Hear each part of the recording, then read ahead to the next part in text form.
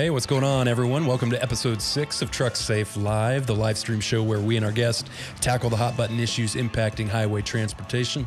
I'm Brandon. This is Jared. We are with Trucksafe Consulting and Childress Law, both of which are dedicated to helping motor carriers develop and maintain cutting-edge safety programs.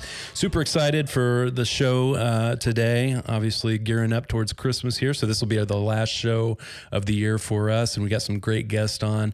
If you're here watching with us live, make sure you say hello in the comments so we know you're here. And then as we go through the show, if you have any questions or thoughts on the topics that we're discussing, just drop them in the comments and we'll try and get them up here on screen. Jared, you ready for Christmas? I am ready. My kids are ready too. They remind me every day. Yeah, you got all your shopping done? Thankfully, my wife has all the shopping done, so I did nothing. She did it all. How about you? I'm pretty good. I think we're pretty good. We've got 2 boys, as Jared knows, and I think we've got them way too much, as usual. That's a good problem to have, though, right? Yeah, for sure. From their perspective, yes. Well, hey, before we get too deep into the weeds with the show, we want to take a second to thank the sponsor of this episode, which is Netrodyne.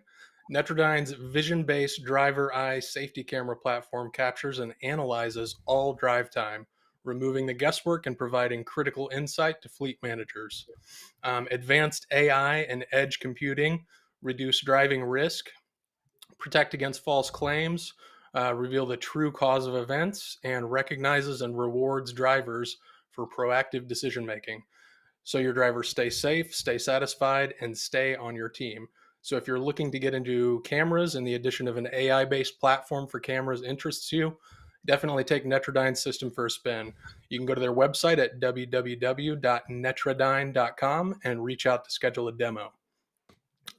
So before we dig into today's show and bring on our guests, let's look at some of the facts and figures that we have in front of us that kind of relate to today's topic. We know that the ATA estimates we're about 80,000 drivers short across the industry. Obviously, there's some people that would dispute that figure for different reasons, et cetera, but that's the figure that we have in front of us from the ATA.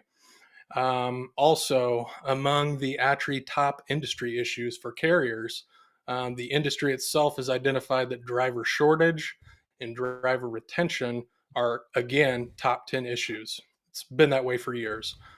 Turnover. We know that turnover industry-wide is just under 100%, and many of the carriers listening probably have turnover near 100% or maybe even over 100%. So with the issue industry-wide, this revolving door, with that comes more effort and expense to onboard drivers properly and to train the drivers properly. Also, I mean, this revolving door concept really negatively impacts the morale of drivers simply because they're unhappy being caught up in this industry churn, if you will. Yeah, we see, I think, Jared, you and I see the frustration on both sides when we talk with our motor carrier clients quite a bit. On the carrier side, frustration with, the investment that they're continually making in drivers, and especially through the onboarding process and all of the expense that goes into, getting a new driver set up in the system, doing all the drug and alcohol tests, the background screening. But then on the same thing, on the driver side, we see frustration with drivers who, and we talked about this on episode 4. If you haven't seen that episode, make sure you go back and watch it. It was kind of the prequel to this episode where we had Brian Runnels, who will be joining us here in a second, on, along with Hayden Cardiff from Idelic. They talked a lot about the uniqueness of our industry, where we tend to bring drivers on board, spend a few days with them, put them out in the truck, and then never really talk to them again unless there's a problem. And we talked about, what other industry do we treat our employees or our colleagues like that, where we're only going to talk to you if there's a problem? And so obviously frustration from the driver's side of things, of being in that type of work relationship and feeling like nobody's really got your back, can be, like you said, Jared, a real drain on their morale. So that's going to be the topic we're going to talk about today. We're going to tackle it, how carriers can build lasting relationships with their drivers to help reduce turnover. We're lucky to have with us two individuals who are really passionate about this subject and have been working to solve this dilemma for years. First up, we have Brian Runnels back with us. He's the VP of Safety for Reliance Partners, and then we also have Jamie Phillip with us, who's the Director of Talent and Fleet Development for Cheema Freightlines out of Sumner, Washington. So let's bring them on board here. Hey guys. Hey guys. Hey, thanks so much for joining us, Brian. Thanks again for being here. It seems like you're kind of the perennial guest on Trucksafe Live nowadays, so we're glad to have you. And Jamie, welcome. Hey, thanks. Appreciate you guys having me on the show. Happy holidays. Merry Christmas, you guys. Merry Christmas. Hey, before we get too much in the weeds here, I want to give you both a chance to let the listeners know who you are. Tell us a little bit about yourselves and about your companies, if you would. Go ahead, Jamie. Right, I'll go first. Oh, thank you, gentlemen. Yeah, as you said, Jamie Phillip. I'm with Cheema Freightlines, Director of Talent and Fleet Development. Been here about 5 years. Prior to that is where I crossed paths with our common friend, Brian Runnels, out when we worked together at Gordon Trucking. So I've been in the industry for about 18 years. Spent half of that time in dispatch and operations, kind of getting my hands feet in the dirt and the nuts and bolts of it all. Learning a lot. Transportation was brand new to me. I was kind of hired green. But then halfway through my career, I made the transition to the onboarding and development side of the business. My education is in the classroom training. And so taking all that knowledge and putting it to good use now. I oversee our driver services team, which includes onboarding, driver engagement, and our talent that supports our drivers, their overall development as well. Awesome. Thanks, Jamie. Brian? Hey, Brian Runnels. I'm the VP of Safety for Reliance Partners. And like Jamie said, we crossed paths and we stayed in contact through the years, but we've known each other for about 14 years now, I think is what we determined. And, you know, I like you, Brandon, I spend a lot of time in front of customers and I hear many of the same things, you know, how do I solve this problem? How do I keep my drivers? And I tell every one of them that if I had that answer, I probably wouldn't be sitting here talking to y'all right now because I'd have packaged it up and sold it and made $1 billion doing it. But, you know, all we can do is give them the tools and the ideas that we see from very positive carriers like Cheema and some others that, you know, they do a good job bringing folks in and keeping them for the most part. Yeah. You know, we've talked about it before that there is no such thing as the perfect trucking company, because if it was, we'd all worked for them and stayed there. And, you know, that it just doesn't happen. So they've got to find the right one that fits for them. And, you know, the carrier, they have to be the best that they can be, but they can't try to be something they're not. And I think that might be leading to some of the problems with driver retention as well. As you know, they're making promises that maybe they necessarily can't keep because it's not what they do or it's not who they are. Yeah, and I think that's the trick, right? I think we as an industry don't do a good enough job of paying attention to the retention issue. We focus our attention on the shortage issue, and this is something I think I've learned for myself over the last year and really delving into this topic and seeing both sides of it. You know, those that say there's a shortage, those that will argue that it's a retention issue, and I see the point on the retention side. I think it's true that motor carriers as a whole don't do a good enough job of working to build relationships with their drivers and keep them on board rather than just churning through drivers and working to fix the shortage issue. So obviously that's what the show is all about today, is building these lasting driver relationships and managing turnover. So can you, Brian, you've kind of already given this to us, but so maybe we'll start with Jamie. But Jamie, can you give us a general sense of why this is an important topic, especially in our industry?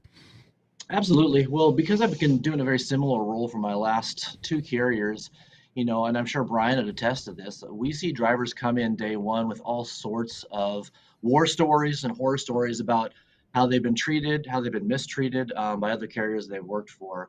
And so as some of my colleagues has discussed, you know, we're kind of shooting ourselves in the foot as an industry, trying to make a professional career for the drivers we want to bring on.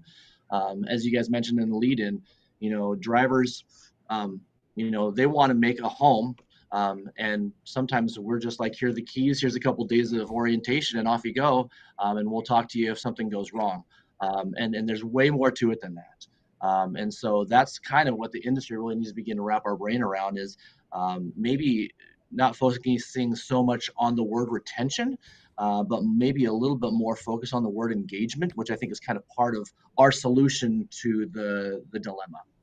Finding ways to generate engagement with our driving associates, with our team that supports those folks, to build community, so that they know that they're not just out there on their own, as much as they might like their independence, to kind of foster that community environment, so they know they're a part of something bigger. Brian, anything else to add to that? Yeah, I think when Jamie talked about the drivers having their independence, they do want that. That is something that they strive for. But I've said it once, and I'll say it again: drivers want structure. By and large, when somebody comes to a quality carrier, a quality trucking company, the reason they went there is they thought the structure was going to be something that was going to work for them. And, they want to have that rules to work by. And if there isn't any, and if it's just a situation where here's the keys and go, all of a sudden that goes out the window for them. And it's almost, well, if they don't care, why should I care? And I really believe that. And yes, they want to be left alone until it's time to not be left alone. And, then they need that, not necessarily a helping hand, but they need that guidance and assistance in whatever they're dealing with. So why is this such a hard industry for most, or a hard issue for most motor carriers to grasp? I mean, at the start, Jared had mentioned the ATRI study, and this being constantly at the top of the list, issues with drivers, whether it be the shortage or the retention. Why are these issues not going away in your view? I can start with that. It requires a lot of effort. There's a lot of effort that goes into this, and there's a lot of time that's taken away from running the day operation of a company to work on these driver engagement pieces. I love that term, so I'm just gonna go ahead and steal it. Thanks, Jamie. So it's when there's capacity issues all over the place, and trucking companies are getting inundated with more freight than they can handle. It's go get this load. It's not worried so much about the engagement piece and maybe what's going on at home, or the driver didn't understand his payroll, or somebody forgot to put in that he needed 2 hours detention time because the driver manager or dispatcher was trying to do 20 other things, which they got a business to run. I get it, but it's those little things that fall through the cracks that cause wider chasms. Jamie, any thoughts? To take that one step further, I think there's a natural friction that exists in our world that's very number centric. It's kind of numbers versus nurture, right? And so we live and die by load count and length of haul and rates, and making sure that we take care of a driver getting the number of miles they're hoping to get on each check. And so sometimes if we keep our head too much in the weeds, we might lose sight of the overall wellness of that employee. And so I think part of the answer, and of course the answer is not as simple as just one thing, but is to really focus on the nurture. Because I think we've got the numbers thing down. I think it's easy for a bunch of trucking heads to get into a room and say, hey, if we're in the red, that's not good. We need to be in the black, and we need to make money as a company, and loads have to deliver on time, and these are the rates and the margins and so on. I think we've got enough of that down, but I think the deficit is on that nurture side, right? Really trying to take care of that employee, giving them assurance, giving them structure, and making sure they feel like a valued member of the team. I wanted to ask about something here. Brian, you brought up a really good point earlier about how sometimes recruiting makes promises that the company just cannot keep. And it seems like in most companies that I work with, sales, leasing, those are the sexy sides of the company, and everyone else is a cost center, right? So if a company wants to ensure that recruiting is not recruiting at all cost and making these promises that the company can't keep, I mean, what would you recommend? How does a company start to get that under control? Because some companies are even using third parties to do their recruiting for them. I mean, how do you get that under control? You know, you have to be truthful with yourself. You have to be truthful with what your capabilities are, and it will be right for the right drivers. It's not necessarily, look, if we tell them we can't get a driver here, okay, you don't hire somebody out of there. And you don't try to figure it out, because that's going to be too difficult.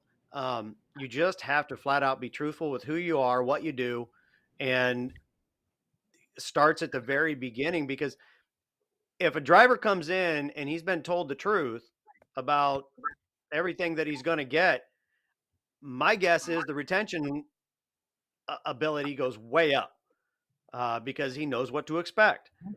And, you know, I hear it, and Jamie does too. Jamie hears it way more than I do, about the war stories where, you know, somebody comes in and they said, oh yeah, I was going to get 3,200 miles a week. And they toughed it out for 2 or 3 months and we're lucky to get 18. But that's what that company does. And if they were told that up front, maybe either the driver wouldn't have made the decision, or to go there, or, you know, something like that. It wouldn't be a situation where you just have to keep burning through drivers, guys. You keep burning through drivers, to hope to find that one that's going to take what you're willing to give them. But I'm also going to say, and we all know this, drivers sometimes hear what they want to hear. Yeah. So, you know, I'm not going to lay the blame 100% on the companies, because there is a selective hearing process. And, you know, we all know it. Yeah. And I was going to ask, one thing that you both mentioned earlier was this idea that trucking companies, and it's my experience as well, particularly with smaller trucking companies, you know, the management is wearing a lot of hats, right? They're the safety director, they're the salesperson, they're the recruiter, they're everything. And so maybe part of this is an issue where they just don't have the capacity to be able to do this on their own. But at the same time, I got to think that there are some ways that they can handle this better. So I wanted to put it to Jamie. You know, it sounds like, at least at Cheema, you guys have thought this through and have developed a whole department that's devoted to this. I want to get your thoughts on what steps can a smaller trucking company that isn't to that point yet, what steps can they take? What advice do you have for them to better engage with their drivers when they don't have a whole department devoted to it? Yeah.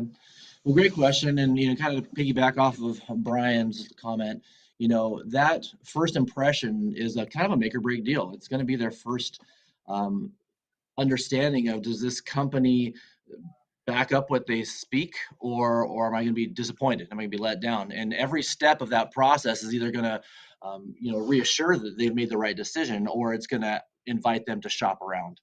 And so on the recruiting end, there's really no benefit to overselling. Obviously, you want to facilitate engagement. I get the purpose of it. You obviously want to paint as accurate of a picture as what to expect. But I think the best benefit is to be straight, because again, you're going to establish integrity in that relationship, which is going to build a longer lasting hire in the process.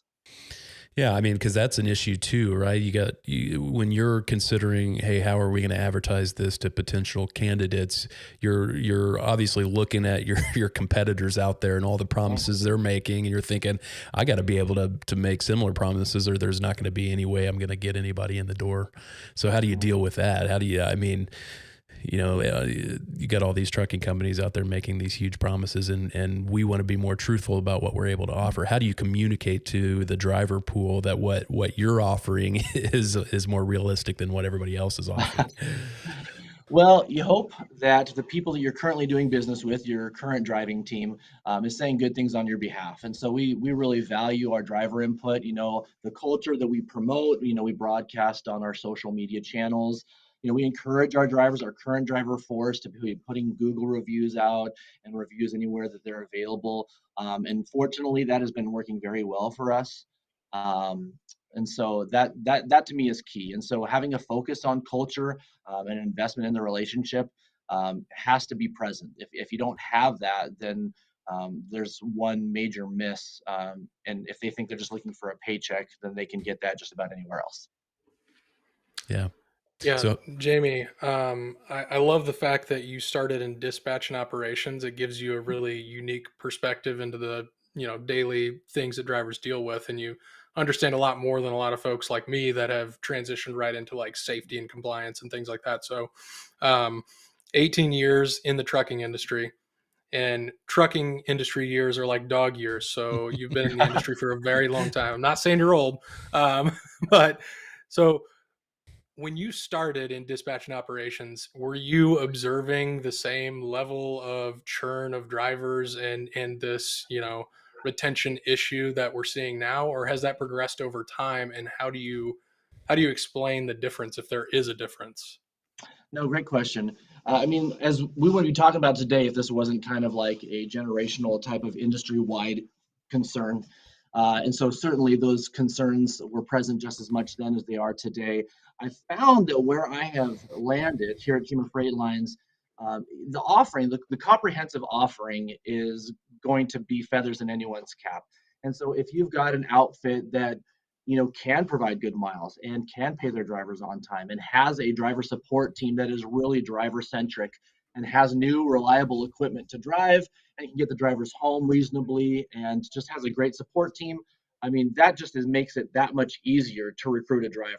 And I don't have to have like a sales mentality when I want to go out and recruit a driver. I'm just telling them what we have to offer and what's not to desire about most of all those things, unless the pay is like far off from where they can get it somewhere else. And so it's a benefit to start where you have all the check to be able to check all the boxes. Now, if there is an offset, if there's a deficit, like, well, you got all these other great things, but your pay is really off. That's always going to be a challenge to work with. And so, as a company, whatever company you're working with, they're going to have to do a cost analysis to say how do we need to move this to stay competitive. But over the 18 years I've been in the industry, yes, the insight from operations has served me very, very well. It's allowed me to talk very knowledgeably in the classroom about the job expectations for a driver, very knowledgeably, no matter what carrier it's been for, about the different fleets that we run, so I can set adequate expectations in the classroom. And again, it certifies that integrity. So they're not showing up on day one to an orientation classroom and hearing from an instructor that has no real knowledge of what the company does. It's just somebody that knows a bunch of presentation content, run you through an agenda or a schedule. Somebody that actually has been there, planned the loads, seen the freight, knows the delays at certain customers, and is talking again as they know it, as they've experienced it. And I think that was a topic that Brian hit on in our earlier show on this topic, was getting the right person in the room during orientation, somebody who can communicate. And this gets into what you're talking about, Jamie, communicate the culture. So I'm curious to get both of your thoughts on who it is that should be in the room communicating with drivers, and how at that recruiting stage, the very early stage, how is it that carriers can communicate about their corporate culture to prospective drivers? Well, I think, one of the things that we touched on in that earlier show was that welcome comes from the highest person you can put in there. If the CEO is available, then he comes in and says hello and, makes himself visible to the driving force. There is a conception, and it's true. There is some truth to, in many operations, the C-suite people, your CEO, your CFO, your president, those types of people, they work out of an ivory tower, and the drivers never see them. Drivers don't know who they are. To have that person come in and at least say hello, spend a couple minutes, introduce himself, maybe even that's where the expectations come from. Look, I own this joint, and this is what I expect out of everybody. There is no room for misunderstanding when it's that guy doing it. So, if you can bring in your maintenance guys to talk about maintenance and safety, and then the safety folks, the compliance folks, your operations. I know that, when I came to Gordon as a driver in 2006, they brought in, I think, just about every driver man, or I should say, yeah, driver manager, that anybody that was in orientation, whatever fleet they were on, they knew, um, by the time they left, who the people were they were supposed to talk to. So anybody that you can get involved, or the more people you can get involved, the better. To have one person up there just droning on and on and on, and then start a video and then drone on some more, that is not a recipe for success at all. Yeah. Steve says from LinkedIn, he says, right off the bat, provide the driver prospect with a fact sheet of what the company does, expects, and offers, and what the driver can realistically expect. So I think that feeds right into what you're talking about, Brian. Jamie, any thoughts on that topic? Yeah, I've seen it done a multitude of ways. I've seen it done, A to Z with one instructor. I've seen it very video centric, and I've also seen it with department leads coming in, rotating throughout. And obviously, that's the best avenue. I mean, if you can get people that are very knowledgeable out there delivering the content, the people that deal with the content masters out there engaging with the new hire classroom, that's always going to be your best bet. Video is always far distant backup option. Only kind of desperate times would require those desperate measures because that needs to be facilitate live conversation. That's going to be better engagement for learning, and it's going to build relationships. But you also want to keep in mind there's got to be some degree of engagement. And so, as Brian even suggested, you don't want some monotone. I'm thinking of I think it's the teacher from the Peanuts cartoon. Yeah. So you got 8 hours a day of that guy or gal. You have to be mindful of who you're putting in front of your new hires. There has to be that kind of culture. Somebody that's a little bit of an ambassador, rah, rah, rah, enthusiastic, but knowledgeable as well. So I've found the most successful combination of that, having a engaging facilitator and then rotating in kind of key department figures. Yeah, because you got to keep in mind the competition that's out there. What are other carriers doing, and how are they kind of structuring this recruiting and orientation process? And even if you can't make the same types of promises that they're making, or it doesn't make sense for you, you can control things like this. You can control who you put in front of the drivers. You can control how much time you spend with them, how much information you're giving them to set them up for success. Because as we talked about, Brian, in our last show, I think that's the key, is giving them the information and setting them up for success, because the way that we've historically done this, in my view, is pretty much setting them up for failure. Just, smacking them on the butt and saying good luck to you, and not really having any more touch points after that. Yeah, that's true. And, the one other thing, you have all those class times. This was something else that we touched on. Some of those most important pieces to the driver engagement side is the breaks, the lunch, those times there. Spend that time with those drivers. You can find out a lot about who they are, what their experiences have been, what they're expecting, and maybe what they've been told. And, even if you're talking to one person, if you're an active listener and you can actually listen to some other conversations going on, you might pick up something that you can nip in the bud, maybe that didn't go so well through the recruiting process, or maybe they're having a hard time with through orientation, or, whatever that process is. You might be able to get a hold of that and act on it before that driver even leaves. So those times there are so critical to be involved with the new people coming in. And just getting to know your workforce and who it is that's working for you, and getting to know their families, getting to know their kids, getting to know their sports teams. We talked a lot about that. Jamie, how do you all handle, once we've kind of gotten through the recruiting process, how do you all handle making sure that you're continuously engaging with your existing driver workforce? Several ways. We have a tool that we've implemented called WorkHound. I don't know if you guys are familiar with WorkHound at all. A third party that uses text as a medium to outreach to your driving personnel. And so they have a list of all of our associates or driving associates. And at our request, they'll ping them maybe once, twice a week. How's your day going? Give us on a scale of 1 to 10. How's it going? They might say 5, 6, 7. And they might have a pointed question if we want to get some intel based on GPS or what these particular customers are like. Give us some feedback. It's pretty open-ended. But what that does is it generates a feedback loop, gives us an opportunity to address issues that may not be escalated to the decision makers. One of the benefits of WorkHound is that although a driver could just as easily send an email or maybe call their driver manager to communicate these types of concerns, sometimes as busy as dispatch and operations can be, somebody might have a fairly casual suggestion for improvement, and it might get lost in the busyness of a day. And so the way that WorkHound works is it takes the text replies and it removes all the contact information. So we don't know who that intel is coming from. It's coming from one of our drivers. And so it's just anonymous feedback. It's just the content that they provided. And then it comes up to a dashboard and we can see all the text responses that come in. And obviously, as an executive leadership team, we review that content weekly and sometimes real time. And we can decide, hey, that's not the first time we've heard that. Let's definitely investigate that.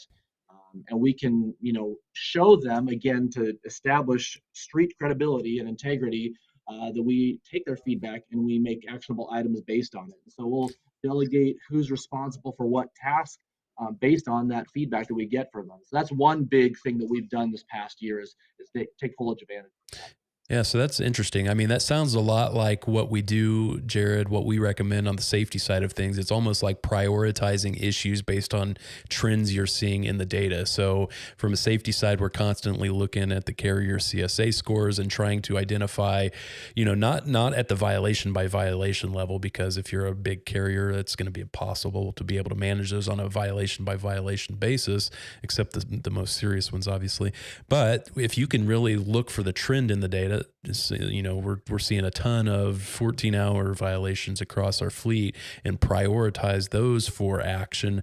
Then you can kind of work down the list and fix things. So it sounds like that's kind of what you've got in place for driver engagements as well, which is interesting. Brian, what are you seeing in terms of? I thought that was an interesting point in using technology to help with the process. It's something that we've talked about in the past. What are you seeing other fleets doing in terms of kind of using technology to help them with this process?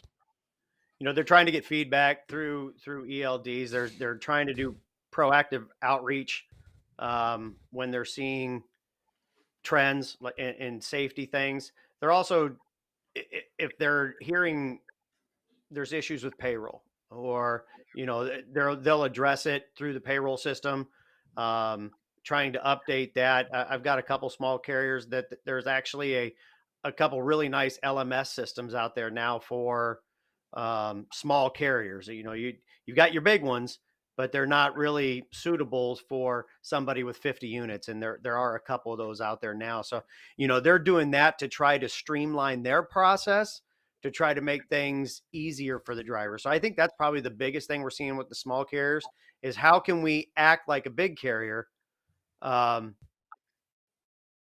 not go broke doing it. So it's how do we get these telematics and different types things to reach, to make the driver's life easier.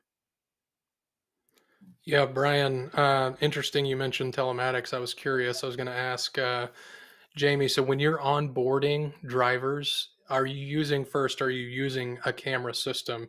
And then also, second, do you spend time during onboarding actually rolling out what that camera does when an event is triggered, just so drivers understand that they're not being watched at all times in kind of a weird, invasive kind of a way? Yeah, so to answer your first question, we are using forward-facing only cameras presently. Not much really to share on that, obviously, because it's not, in cab. So that would obviously be a little bit more conversation heavy. But, the liability, it's kind of common practice nowadays for a lot of carriers to have that forward-facing camera. And I think as long as most safety departments have discovered, drivers have as well, that's going to help you more than it's going to hurt you. And so Sure. that's not had a difficult time getting much buy-in on that at all. Well, to kind of dovetail off what you were talking about earlier about communicating with the drivers via technology, Um, what kind of areas are you seeing the most feedback? So I'm sure some subjects you send out a blast and it's really no response at all. And then others you send out a blast and it's just tons of feedback. What are the areas that are generating lots of feedback? Usually customer-based questions. What customers are you getting the most delays at? Hmm. Those are typically the ones that have a plethora of responses that trickle in. Um, and sometimes, stuff to deal with our mobile comm solution, because sometimes those can be as much of a blessing as they are a curse, because technology can always sometimes, pending updates and interruptions and stuff like that. And so those are the two areas I think we get the most feedback on. I think I want to make a point here before we gravitate off topic too. It's one thing to use a tool, to identify some tool, whether it's technology or otherwise, to elicit or request this input from your driving force. It's another thing to demonstrate to them that you're actually going to do anything with it. And so I'd be remiss if I didn't point out the fact that it's the feedback loop, like the entire 360-degree loop, that I think really matters. Because if you don't recognize that, then it's all receive and no provision of integrity to say, hey, what you guys ever end up doing with that? And so as a part of how we utilize this, we make sure to send a regular newsletter out to our team saying, this is what you have said, and this is what we have done.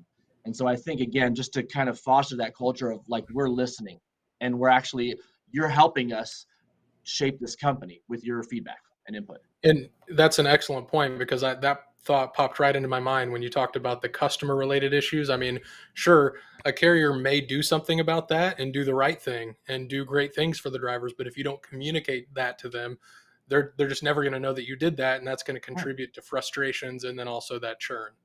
Yeah. So that's a great point.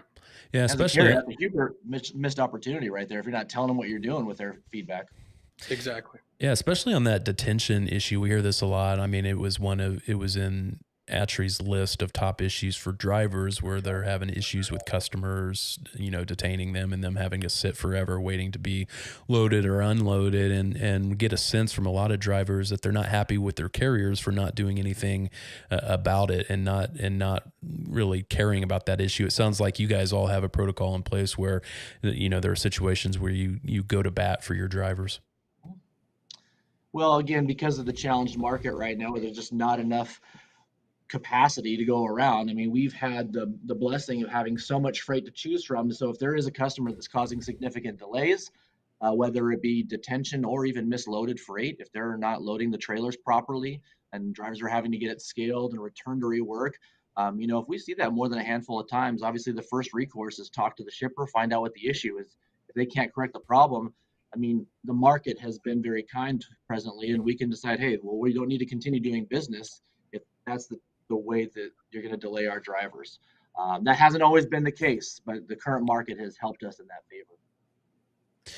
Hey, I was going to ask, in situations, so putting aside the work hound technology that you all have implemented, or do you all have a system in place that where your drivers can get in touch with the person they need to get in touch with on particular issues? Like Brian mentioned, if they're having payroll issues, is there some way that you communicate to them, here's who you need to talk to and here's how you get in touch with them?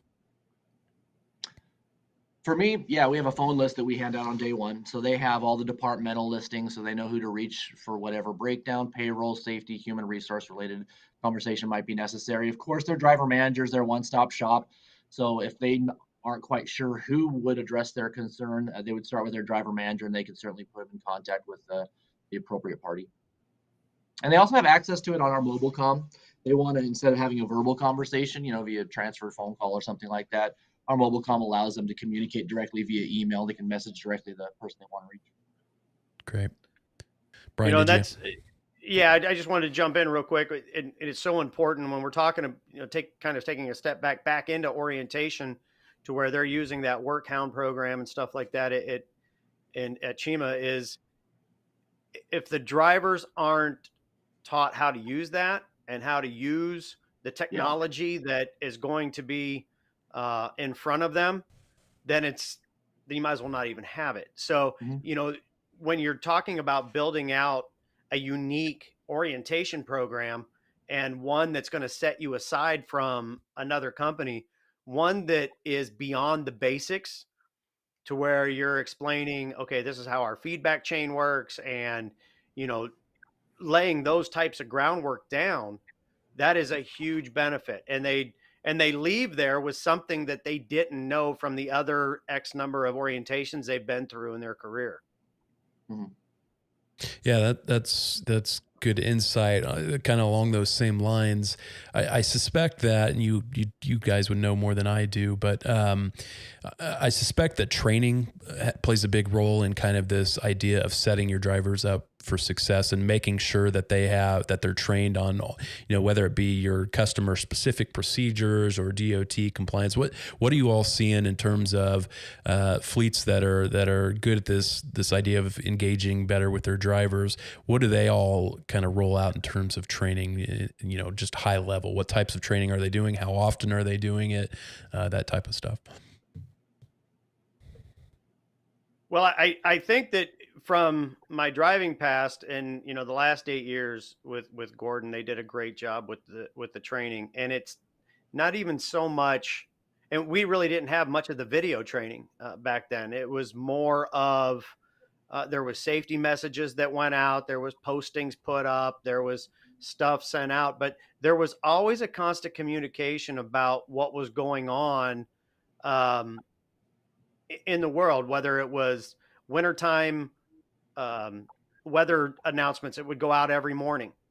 And, if you were in that part of the country, if you're in one of the mountain areas or you were in an area that was prone to bad weather, you could count on getting a weather report every morning. Now, everybody can look it up on their phone now, but it's something that kept the engagement going. And um, it was something that was so important. And, as we found out recently in Colorado, training, a lack of training can lead to some severe consequences. And, that's something that I've been very blessed with the companies that I drove for, that was a continuous thing. It was weather. It was okay, how to chain. It's wintertime. So we gotta know how to do that. Slips, trips, and falls all the time. Um, because until work comp injuries go away, everybody should be getting that training over and over and over again. Yeah. But it was just a constant flow of all sorts of different topics. Jamie, how do you all handle kind of the training for your fleet of driver? Well, let me ask you first, is your fleet an employee driver fleet, or are you independent contractors? Mostly employee. Okay. We have a handful of independent contractors, but vast minority. It's a majority company fleet. Yep. Obviously a big difference in the way training works for independent contractors, employees. So for your employee fleet, how do you all handle kind of your training? Do you offer, training on the onboarding process and then remedial training? How does it work for your fleet?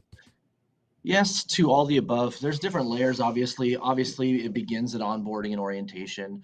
There's certainly stuff that can be accomplished remotely via fleet-wide messaging and best practices. So this constant voice, whether it be from the training development team or our safety team, this is the best practice. This is the way we want you to do this. Oh, by the way, reminder, scan in your paperwork. Oh, by the way, when you have OS&D, this is the process for that.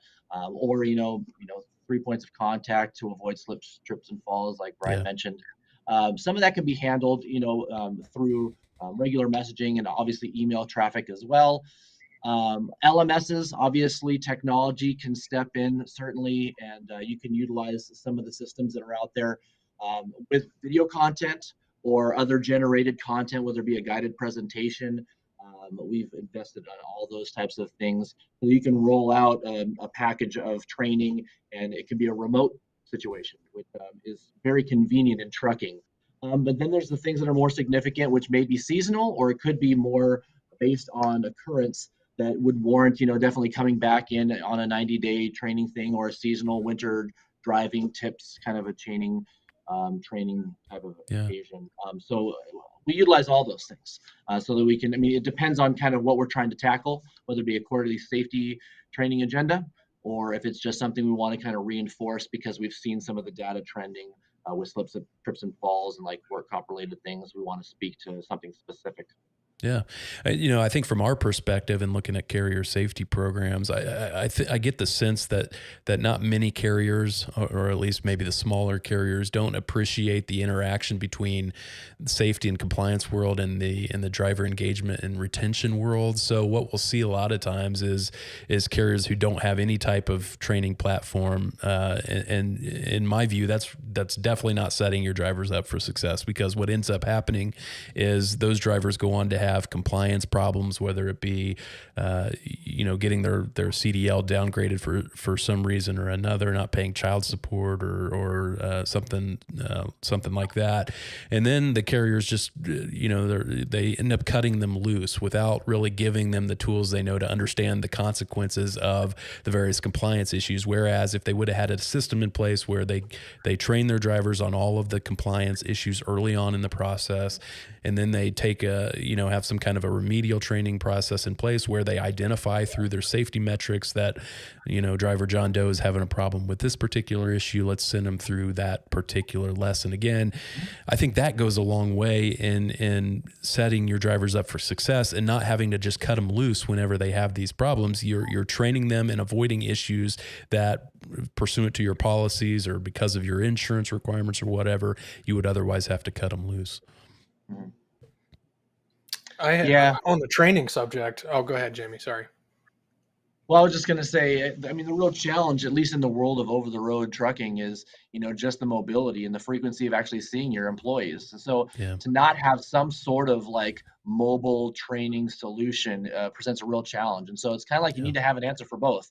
You need to have an answer for somebody that can on site at your various locations be trained and ready to walk somebody through a particular training module. You also need to have the ability. I mean, there's some drivers that actually never get through a terminal location unless they're specifically given a load because they need to come talk to safety or someone else of that nature. And so you need to kind of be suited to be able to address both.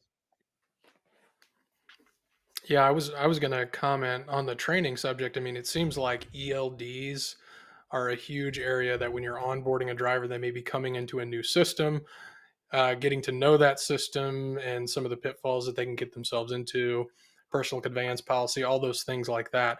But as far as getting to know the device before the wheels start turning, are you using third-party provided training materials? Are you doing like a walkthrough in the classroom with the drivers? What are you doing, Jamie? And then Brian, what are you seeing in that to that end? Fortunately, I'm very familiar. I'm kind of one of our points of contact for our mobile comm solution, and so I'm very well acquainted with our device. We have a test unit in the classroom for both of our orientation locations, and so that certainly helps. Yeah. I have built the content, and that has continued to like develop over time, and has changed over time, because the content has changed as well. Actually the way the device works.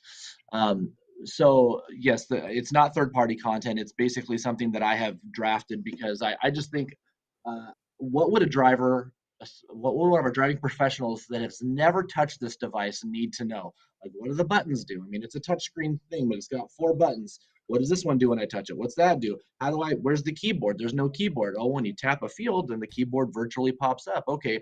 So it's kind of starting very general and working to the specifics, which can get really oversaturated with detail. If you think about like the complexity of like a log, an ELD, having the shipments and the trailer detail in the ELD side of your logs, not just over on your messaging side. So there's a lot that goes into that. And so fortunately, my classroom experience and my education has really supported that way of thinking. So that's where the content comes from. But I think you have to incorporate some version of not just a content presentation, but also that hands-on experience. So having those training units in the classroom, I think, is an absolute must. And of course, the drivers all go out for a drive test. And so they're getting that experience reinforced when they climb into the truck. We have them log in. So they're getting reinforcement of that hands-on experience when they go out for the ride. Brian, what are you seeing? Yeah, honestly, we don't see one that, for the most part, I work with a lot of smaller carriers and than what Cheema is, so I don't see stuff that is that detailed.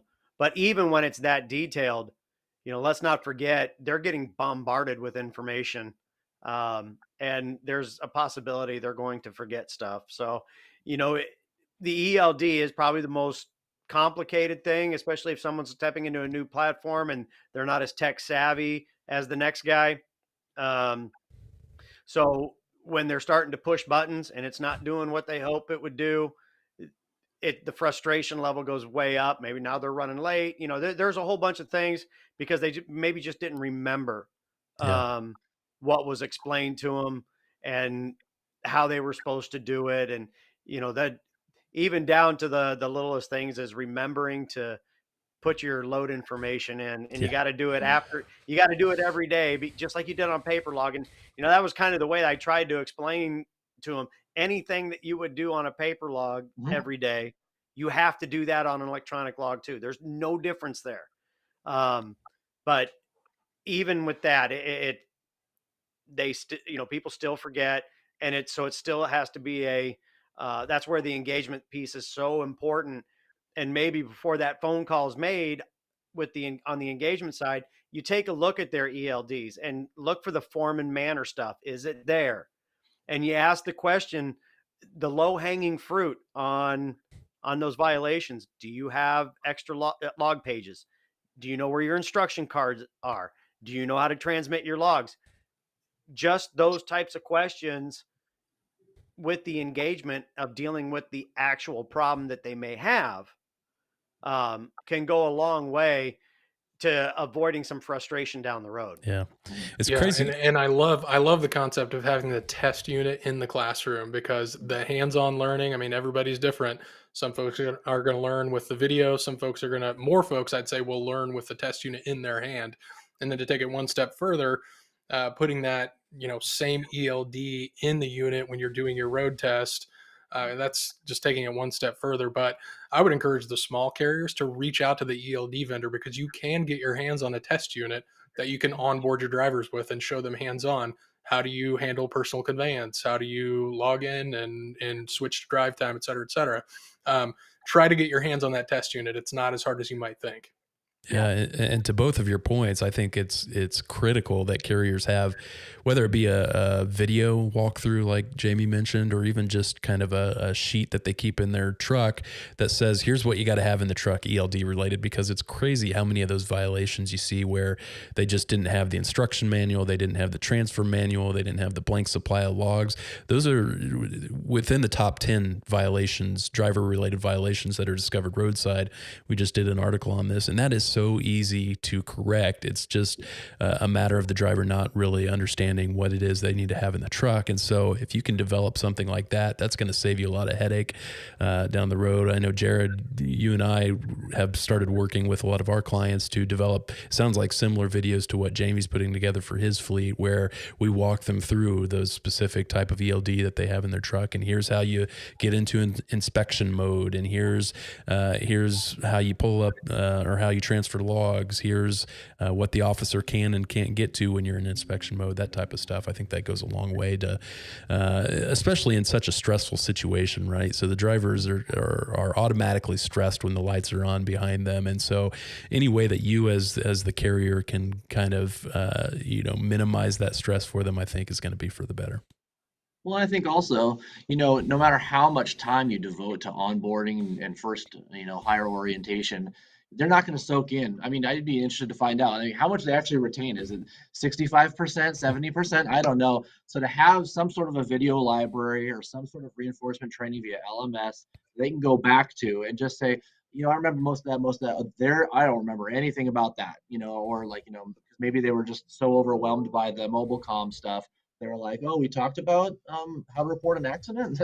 So yeah, to have that available, even if you covered an orientation, for them to be able to go back to a directory of video content or a content library of any kind, be able to get reinforcement and all that stuff will only serve the company better in their development. Yeah, Steve agrees here. He says you'd be amazed how many carriers I've audited or assessed that have absolutely nothing in place. No training, policies, procedures. They rely on the driver's knowledge and experience they bring with them. That's a recipe for disaster, that's for sure. Yeah, scary. Yeah, for sure. So kind of wrapping things up here, we're running out of time. Oh, go ahead, Brian. That's setting the mentality for how the drivers are going to act about the company. That shows that if you don't care, we don't care. Yeah, if you're going to be ad hoc about your orientation program and just slapping them on the butt and saying good luck to you, that's how they're gonna that's what they're gonna know, and that's how they're gonna operate, and that's just gonna lead to trouble. So, hey, we're out of time here. I really appreciate you both being on today. Really great insight. Thanks so much for all of the information you're able to provide. We're going to finish things up here. Jared, do you want to kind of give a preview for what's to come next year? Yeah, so we are in the works cooking up our different topics for the shows in 2022. We're very excited, but we do want to hear from folks. So if there are topics that you think would be a great fit for the show or just stuff you want to learn about, please send us an email and just let us know those topics. That'd be great. We do have some guests teed up and some exciting shows coming up, so definitely watch out for those invites. Yeah, and hey, make sure if you haven't already checked them out, be sure to check out our courses over at trucksafeacademy.com. We're running a deal now through the end of the year where you get 15% off with the coupon code HOLIDAY15. Check out some of our courses. We've got compliance-related online courses for safety managers and for drivers that go through the nuts and bolts of the Federal Motor Carrier Safety Regulations, everything from registration issues to hours of service, driver qualification, and everything in between. They're a great way to give this training that we're talked about a lot in this episode to as kind of an onboarding tool or as a remedial training tool. So be sure to check that out. Also, be sure to follow us online on social media, LinkedIn, Facebook, Twitter, pretty much all of them. We're constantly posting free content on DOT safety and compliance issues. So with all that said, we hope you all have a Merry Christmas and a great New Year, and we will look to see you next year. Thanks, everybody.